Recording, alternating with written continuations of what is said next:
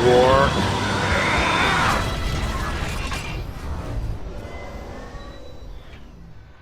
I think I can attest to all fans when I say that everyone loves when movies based off of intellectual properties pays homage to the source material. It shows that the director and writers appreciate the lore and understand why we love these franchises so much. It also shows that the people behind these films have done their research, and more times than not, the Bay films get blasted for lacking these elements. What's up guys, RBG here bringing you another top 10 Transformers video, and I wanted to do something a little different from my usual videos and highlight the top 10 times the Bay films reference the lore. I feel like the franchise has garnered such a reputation for being these movies that only display visual noise and nothing else, and longtime fans of the Transformers always give them flack for not utilizing things from the show and comics. But I do believe that these films have done an excellent job of referencing certain instances. That's why I've compiled a list of some of the best moments the Bay films reference in the movies. So without further ado, let's jump into the video. Kicking things off at number 10, we have one of my favorite instances from Transformers 1. Out of the gate, we get an awesome callback to an iconic sound effect that's easily recognized by fans and casuals alike. In an effort to utilize the military database to discover the location of Megatron and the Allspark, our good old buddy Blackout tries to infiltrate the Socket Forward operation base in Qatar. Once he lands, he's surrounded by the soldiers stationed at the base in order to power down and disembark, or he'll be riddled with bullets. Seeing no reason to hide himself any further, Blackout transformed under a hellfire of bullets from the shocked humans. Something that was noticed right out the bat was during his transformation you could hear the classic sound effect that was originally heard during the 80s cartoon, which is a dope reference that can be heard through multiple forms of Transformers media such as modern games and shows. One thing that pisses me off about this callback is that it's the only time we hear these nostalgic sound effects. Not only is it not heard again after Blackout's transformation in the first movie, it's never heard again in the later sequels, which is a major bummer. Now, number 9 is something that still puzzles me till this day, because I'm not sure if it's a deliberate reference or a complete coincidence. It's no secret that Hasbro aims to make a profit, and their main tactic in doing so is introducing new Transformers characters. And this is probably easy to do if you're simply introducing them in the form of a toy. But what if the sales of that toy depends on its portrayal in a popular cartoon? That's where the hard part comes in. But apparently Hasbro thought this would be an easy thing to pull off with the '86 Transformers movie. Never occurred to us that, that there was the kind of loyalty and, fanaticism for the character. So they killed off your favorite Autobots one by one while introducing you to newer product placements who make their way into the 3rd season of the show. Ironically enough, with the exception of Starscream and possibly Shockwave, only the Autobots suffered the chilling hand of death, while the other supposedly dead Decepticons were granted upgrades from Unicron.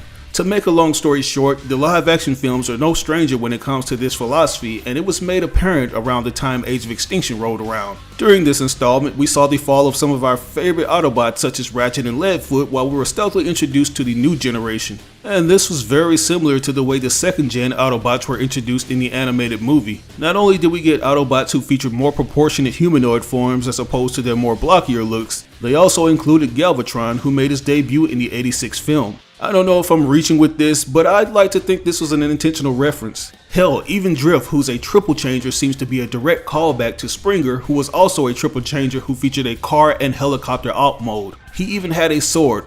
Coincidence? I think not. Coming in at number 8, we have a reference that's not only awesome, but badass. During an episode of the '86 Transformers cartoon, we got a cameo of one of my favorite former presidents, Abraham Lincoln. Arguably one of the most prolific and basically the human equivalent of Optimus Prime, he was immortalized in the form of a 19-foot tall statue that resides within a memorial named after him. And apparently Megatron found this iconic spot very comfortable. He turns the Lincoln Memorial into a throne for himself by ripping the statue of Lincoln right out of its chair, declaring it to have been made for him. And it's a funny yet memorable scene. So memorable in fact, it was referenced 25 years later in Transformers Dark of the Moon. After Sentinel Prime betrayed the Autobots, Megatron arrived in Washington DC. He saw the Abraham Lincoln Memorial as a fitting new throne for him and destroyed the statue with his fusion cannon, leaving the head as Igor's chew toy.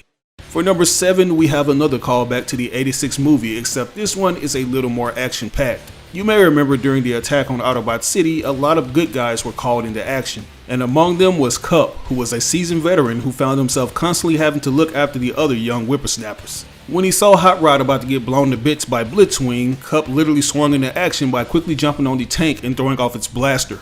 This awesome instance was referenced in the 2007 movie during the big Mississippi battle where we see Jazz speeding towards Brawl. He transforms from his robot mode and hops on top of the turret to distract the Decepticon from the humans. He also managed to wreck Brawl's left side rocket launcher pod before being tossed off. I absolutely love this scene because even though it's an obvious callback, I appreciate how Jazz incorporates his smooth fighting style to mount on top of the tank. Decepticon, pump! At number 6, we have a pretty cool reference that I don't think a lot of fans picked up on. In the 5th century, 12 knights rebelled against their maker and made their way to Earth. A local human named Merlin discovered them and promised to keep their existence a secret. But in 484, however, he arrived at their ship to seek aid for his people. Ultimately, the knights agreed to assist King Arthur's forces and a public alliance was forged. If you notice, the knight ship that Merlin visits is hidden in a mountain just like a more well-known ship from the original lore. What ship am I talking about? Why, the Ark, of course. Now granted, this particular ship actually crash landed into a volcano that would eventually become a desert as opposed to the knight ship that was in the mountains. You can see the thrusters protruding outside of the landscape just like the Ark. And the ship crash landed there many years before the knights encountered humans. Just like the Ark that sat there for millions of years before the Transformers woke up. I guess there's no place like home. Starting off the top 5 is a pretty solid reference that had me jumping for joy in the theater when I saw Transformers Revenge of the Fallen. Although the movie has been considered the black sheep of the franchise, it features some of the best callbacks. As a matter of fact, it featured so many callbacks that some of them may not make this list as I'm making this video. Some of the things I adore about the Transformers franchise is the awesome power-ups the characters are granted. Whether it be through plot devices or combinations, it always turns out to be awesome. And the writers for Revenge of the Fallen must have shared my sentiments since they managed to utilize one of the best combinations, Jet Power Optimus Prime. During the course of the battle against the Decepticons in Egypt, Jetfire was mortally wounded by Scorponok. Knowing that only a Prime can defeat the Fallen, Jetfire sacrificed himself after telling Optimus to use his parts to gain more power. This upgraded form of Optimus possesses various weapons including a cannon on his arm, a machine gun, at least one of his swords from his normal mode, and both afterburners on his back which can fire a massive energy blast as well. After witnessing this epic moment, I was instantly reminded of the time Optimus Prime combined with Jetfire in Transformers Armada, which is actually the first time this upgrade was introduced. And I kinda find it funny since Armada and the rest of the Unicron trilogy are some of the less popular shows, but it's so awesome that we at least got Jet Power Optimus Prime out of it. Coming in at number 4 is another callback to the '86 movie. Something that I absolutely appreciate about these movies is the fact that they go out of their way to cast longtime veterans who've been voicing the character since the G1 days. After being on hiatus for over 2 decades, Peter Cullen returned to reprise his role as Optimus Prime in the Bay movies. They deserve to choose for themselves. And even though it took a while for Michael Bay to realize that we didn't really care for Hugo Weaving's portrayal of Megatron, he eventually recasted Frank Welker for the character. Another great addition was Leonard Nimoy, who had previously provided his voice for Galvatron in the '86 film, and he voiced Sentinel Prime in Transformers Dark of the Moon. Something that you'll find interesting about this reference is that it wasn't initially done deliberately. It was done because Leonard was married to Michael Bay's cousin Susan Bay, and he used this relationship as a way to get Leonard to play a character in his movie. Unbeknownst to Michael, Leonard already had a well-documented history with the franchise, and Leonard mentioned that he had played a role in the classic TL film and that he'd absolutely love to do a voice in Transformers 3. So this is an example of the stars aligning themselves to create an awesome reference. So you'll fix it in post, is what you're saying? Well, no. I think it's that harder to say. For number 3, we have something that was lifted from Transformers Prime, which I don't think a lot of people understand that if it wasn't for the live action movies, we wouldn't have that series. There were a lot of things borrowed from the movies, like the designs, which seemed to be streamlined versions of the Bayverse designs. And TF1 and 2's writers served as the executive producers for the show, so there were indeed some things from the movies that influenced Transformers Prime, which is dope because I love when they can take things and make them greater.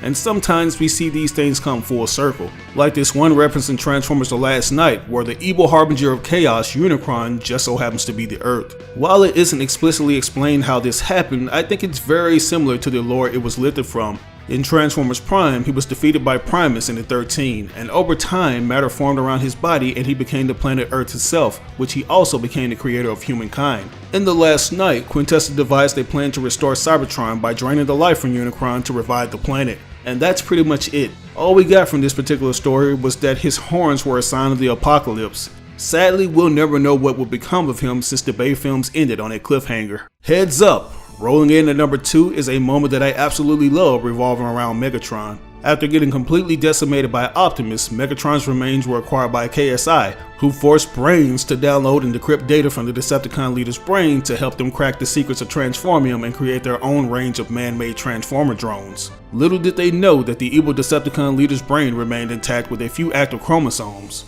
During the rebuilding phase, KSI noticed that every time they tried to create their own version of Optimus Prime, the final product resulted in a Megatron lookalike, so the project was put on hold. In the meantime, the Decepticon High Lord continued to infect the prototype with his chromosomes until he ultimately assumed control of his new Galvatron body. Now, as I mentioned earlier, the Transformers shows and movies have a way of bouncing ideas off of each other, and occasionally these things come full circle. It's basically a you scratch my back, I scratch yours kind of thing. Another show that borrowed heavily from the movie was Transformers Animated. During an epic space voyage, Megatron tried to breach the Autobot ship to attain the Allspark, only to have his body destroyed after being ejected out of the ship, leaving only his head intact. Now, what I find funny is that this version of the Decepticon leader's noggin has a rather pointed resemblance to the somewhat early head concept of 2007 movie Megatron, which wasn't used in the actual movie but appeared on loads of promotional materials and merchandise. Also in common with the movie Megatron, animated Megatron laid for many years while his technology was reverse engineered by humans. But the actual quote-unquote head-turned-human experiment concept was first introduced in TF Animated, which would later be loosely adapted in Age of Extinction.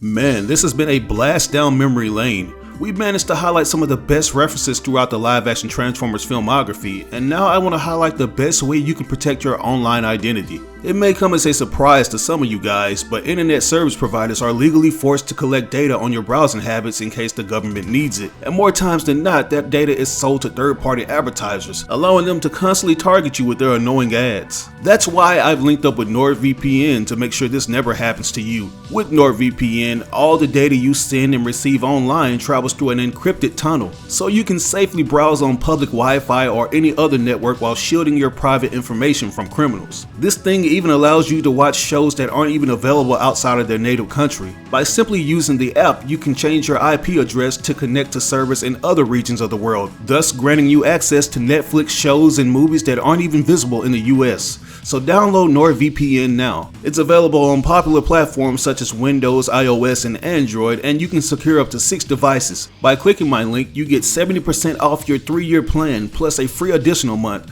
It'll be provided in the description and be pinned in the comments, or you can use this special coupon code as seen on the screen. But with that, it's time to finally see what our number 1 reference is. Absolutely killing it at number 1, we have arguably one of the most controversial moments in Transformers history. Remember when I told you that Hasbro was ballsy enough to kill off fan favorite characters in order to introduce newer ones? Well, they were so ballsy that they killed off the flagship character of the franchise, and this caused many fans of the series to leave the theaters in tears. Now granted, over the years we go on to see our red and blue Robo Jesus bite the dust many times in different iterations of Transformers, and in typical fashion he'd rise from the dead. So this became something fans were used to later down the line. But nothing could prepare us for the moment we see history repeat itself, except this time in a more brutal way. And I think you know where I'm going with this. Transformers Revenge of the Fallen, the death of Optimus Prime. In what can be described as the most epic display of heroism, Optimus found himself outnumbered by Decepticons as he fought to protect Sam Whitwicky. As you can see, peace was never an option for Robo Jesus, and it was made clear when he mounted atop Grindor and ripped his face off. And he seemed to be on top of his game, but after he let his guard down, Megatron seized the opportunity to blast the Autobot leader through the chest, resulting in a big tearjerker scene for not only the new generation of TF fans, but the older generation of fans as well. Why'd you have to go and reopen these 20-year-old wounds, Michael Bay? Thankfully, this callback didn't permanently leave Optimus Prime on the bench for the rest of the movie like the '86 film did. Within the next hour, our boy was back on his feet and ready to roll with some new upgrades. Let's roll. And that's where I'm going to end this video. I hope you guys enjoyed this nostalgia trip of awesome references. It took a great deal of time to make, and it was tough deciding which callbacks will make it into this top 10. I would really appreciate it if you comment some of your favorite references in the Bay movies. If you made it all the way to the end of this video, I'd also appreciate it if you follow your comment up with #rollback. But anyways, let me know what you think. As always, I ask that you like or dislike the video. It doesn't have to be a thumbs up, it can be a thumbs down. Any feedback is good feedback and will only help me improve on future videos. But if you really enjoyed the video, it would help me out tremendously if you shared it with all your friends and followers on social media. Sharing really makes a difference. But once again, this is your boy RBG signing out on another video. I'll catch you guys later. Peace out.